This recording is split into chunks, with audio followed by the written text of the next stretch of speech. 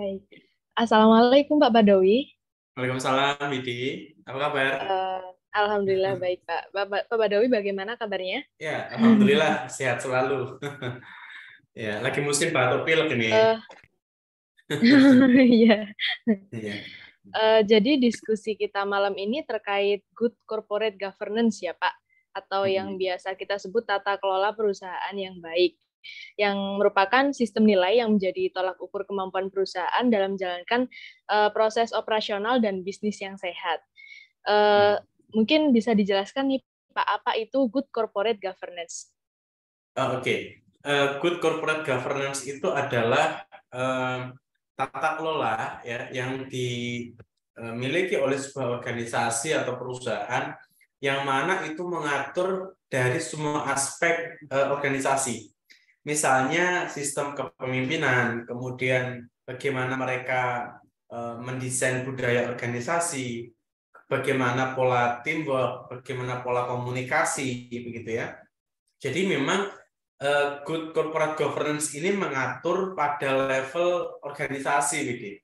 Jadi bagaimana interaksi antara semua sumber daya organisasi itu mampu mensupport atau saling berhubungan yang orientasinya nanti adalah capaian visi misi.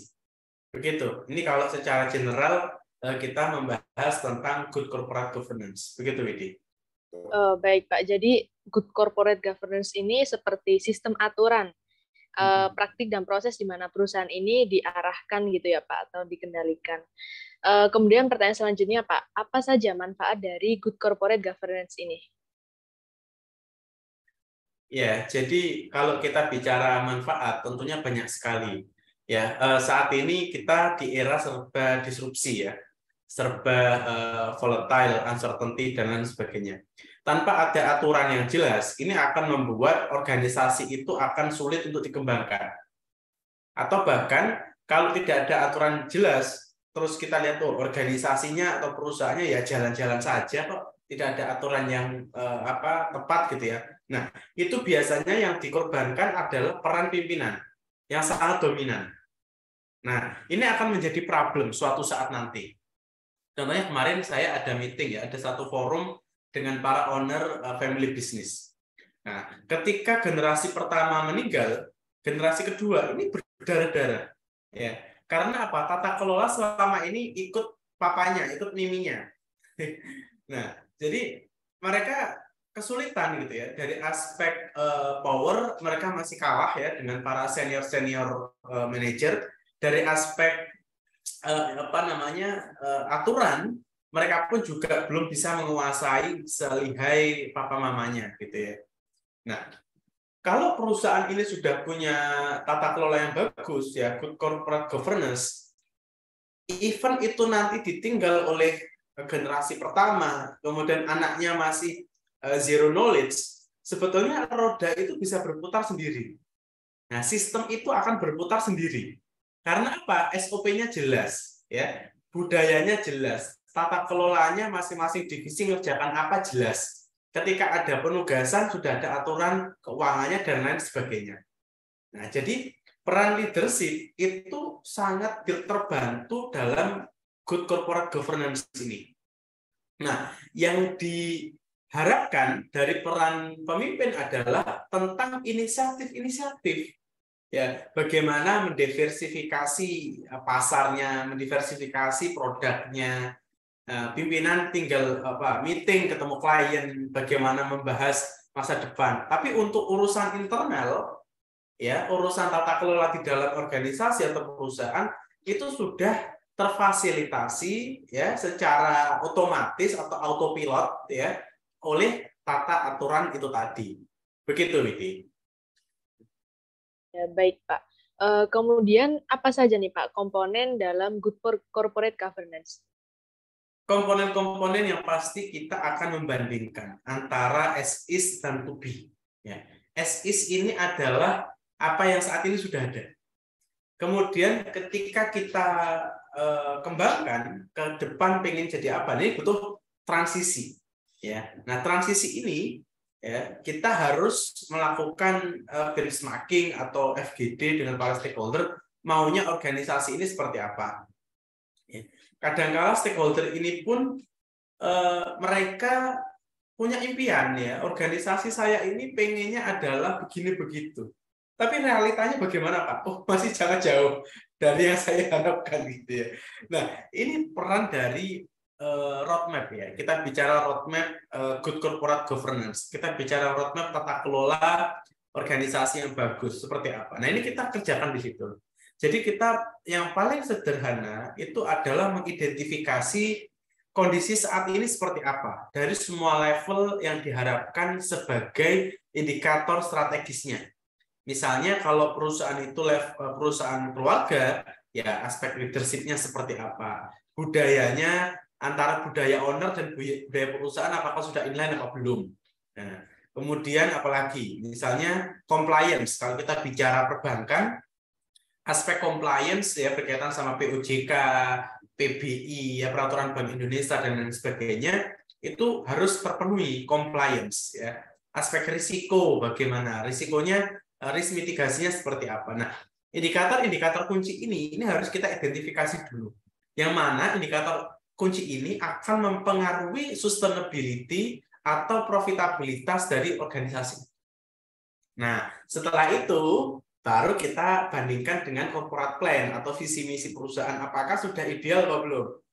Ya, misalnya kita pengen perusahaan kita lari 100 km per jam, tapi realitanya itu hanya 10 km per jam. Nah, ada gap ya, gapnya 90 km per jam. Nah, tugas kita ya di dalam roadmap ini membuat milestone, membuat pathway, yang mana bagaimana dalam 5 tahun ke depan gap 90 km per jam tadi bisa terpenuhi.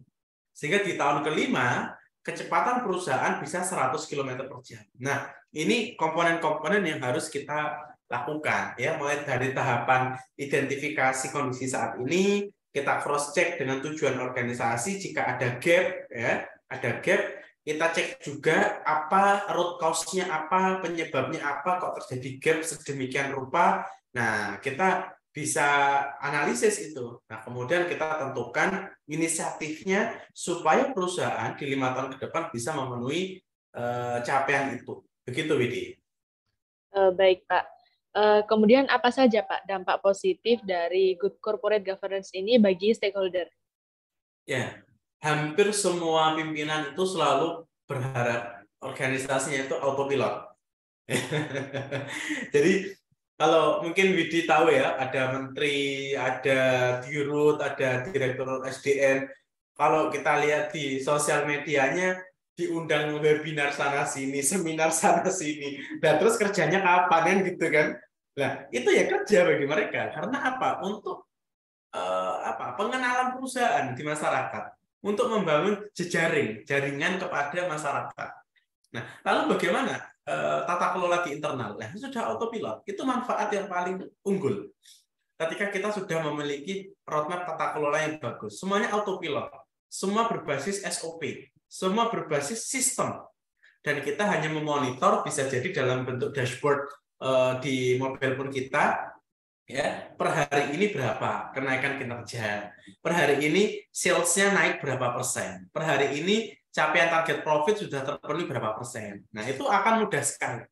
Nah, jadi kalau kita bicara fleksibilitas atau agile, ya, ketangkasan organisasi, atau bahkan kita bicara resilient, daya tahan organisasi ketika menghadapi banyak tekanan, ya, nah itu organisasi akan tetap hidup, ya.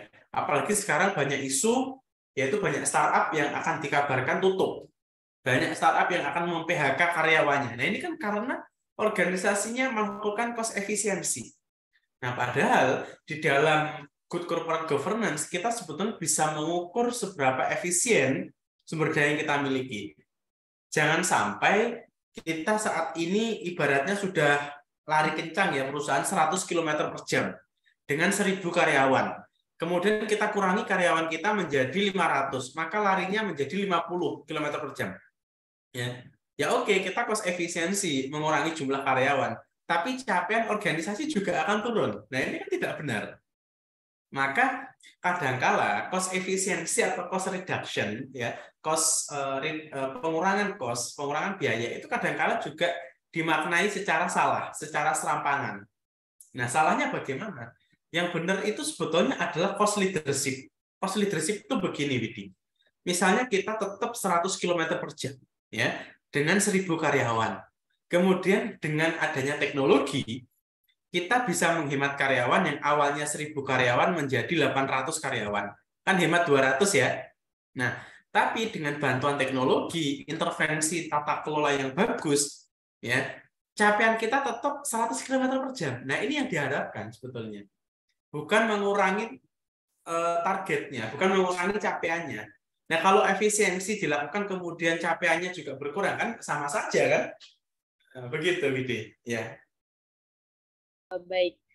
Kemudian apa saja Pak alat analisis yang digunakan dalam penyusunan Good Corporate Governance ini? Ya, baik. Kalau kita bicara alat, memang ada beberapa alat yang sifatnya general. Misalnya kayak tadi kita melakukan identifikasi sebab masalahnya apa, ya root cause analysis itu kita bisa pakai fishbone analysis ya. Tapi seringkali begini, saya menjumpai di klien-klien saya, mereka punya masalah yang sangat diverse, sangat beragam. Nah, tidak jarang saya juga membuat framework sendiri. Nah, jadi saya membuat framework secara sederhana saja adalah framework untuk identifikasi faktor-faktor suksesnya, ya, critical success faktornya. Kemudian framework untuk identifikasi itemnya, gap-nya, solusinya, ya, rencana aksinya sampai kepada apa saja di dalam organisasi yang harus kita rubah. Apakah struktur organisasi harus kita rubah, ya, yang awalnya big menjadi flat, mungkin awalnya flat menjadi slim, ya, atau slim and flat. Nah, itu harus dilakukan reorganisasi kembali, ya, reorganize lagi. Ya, jadi memang alat-alatnya pun akan tergantung dari seberapa kompleks masalah yang dihadapi oleh klien. Begitu, Widi. Baik, Pak. Kemudian bagaimana, Pak, metode kerangka berpikir yang digunakan dalam menyusun Good Corporate Governance ini? Nah, secara sederhana untuk kerangka berpikir kita menggunakan pendekatan tadi, yaitu as is and to be. Ya, jadi kondisi saat ini dan kondisi yang diharapkan. Nah, tugas kita di dalam menyusun roadmap tata kelola ini adalah menjembatani antara kondisi existing yang belum ideal dengan kondisi yang diharapkan. Nah, ada namanya bridging session, ya, sesi jembatan ini. Nah, ini yang paling sulit. Ya, kita bicara manajemen perubahan, ya, kita bicara transformasi. Dan sebetulnya itu semua adalah interval antara kondisi saat ini dan kondisi yang diharapkan sebetulnya. Ya, bagaimana membentuk yang misalnya tata kelola sekarang kita sangat otokrasi, ya, lamban, susah, ya. Untuk minta persetujuan direktur aja butuh 1 minggu gitu kan. Padahal dengan teknologi cukup kirim WA bisa tanda tangan digital kan. Nah, jadi merubah semua ini. Jadi kerangkanya adalah kita membandingkan antara existing dan yang ideal, terus bagaimana membridging atau menjembatani kedua kondisi ini. Begitu, Widi. Baik, Pak. Kemudian berapa lama, Pak, waktu pengerjaan Good Corporate Governance ini? Sebetulnya itu tergantung dari seberapa komitmen counterpart kita. Ya, kadang-kala saya diminta oleh pimpinan sama direksi gitu ya. Tapi counterpart saya di bagian SDM atau di bagian audit internal atau misalnya juga komite yang lain itu kerjanya lama. Saya minta data nggak dikirim-kirim. Nah, kemudian saya minta FGD jadwalnya bentrok terus. Nah, ini yang membuat lama sebetulnya. Tapi kalau misalnya semangatnya sama, jadi direkturnya ingin melakukan transformasi organisasi supaya kita bisa lebih agile gitu ya, supaya lebih sukses. Kemudian timnya, ya, anak buahnya itu juga mensupport dengan energi yang sama, saya yakin cepat akan selesai. Ya, misalnya dalam 1 hari kita meeting 3 kali, kalau bisa terpenuhi gitu ya. Supaya apa? Semangatnya sama dengan direksi. Direksi pengen lari kencang, tapi kadang-kala anak buahnya santai-santai. Nah, ini yang perlu dilakukan apa? Basic mentality ya. Basic mentality. Ya. Jadi kalau direksinya itu lari kencang, anak buahnya itu harus lari kencang gitu. Begitu, Widi. Baik, Pak. Kalau boleh saya simpulkan ini berarti tata kelola perusahaan ini penting ya Pak, karena menciptakan sistem aturan dan praktik yang menentukan bagaimana nantinya perusahaan ini beroperasi dan untuk menyelaraskan semua pemangku kepentingan. Begitu ya Pak. Baik, mungkin cukup sekian diskusi kita malam ini. Terima kasih banyak Pak Badawi atas waktunya. Terima kasih, Widi. Ya, baik Pak, saya Oke. tutup. Terima kasih ya Pak. Terima kasih. Assalamualaikum. Waalaikumsalam warahmatullahi